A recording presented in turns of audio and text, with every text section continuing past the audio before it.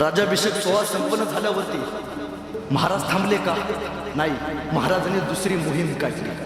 महाराज म्हणाले अशी कुठली जागा आहे ज्या जागेवरती आजपर्यंत कुणी मोहीम काढली नाही. आणि भरज नाही, राजांचे गुप्तहेर प्रमुख त्यांनी सांगितलं, राजा एक जागा आहे. कुठली?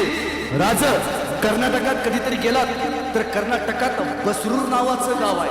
राजा पोर्तुगीजांचे सरदार त्या बसरूर मध्ये तिथल्या हिंदू युवकांना दिवसा ढवळ्या मारून त्यांची कत्तल करतात. त्या बसरूरचा राजा त्यांचं पत्र मागच्या महिन्यात आपल्याला आलं होतं. त्या पत्रात तो राजा म्हणतोय, तुमच्या राजाला सांगा त्या पोर्तुगीजांपासून आमची सुटका करायला, बसरूर स्वातंत्र्य करायला.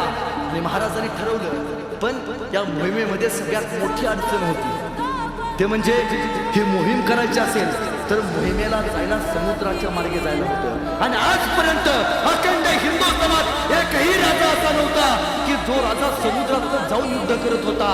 महाराजांचं नौदल लवकरच तयार होणार होतं आणि डिसेंबरच्या महिन्यात महाराजांचं नौदल तयार झालं.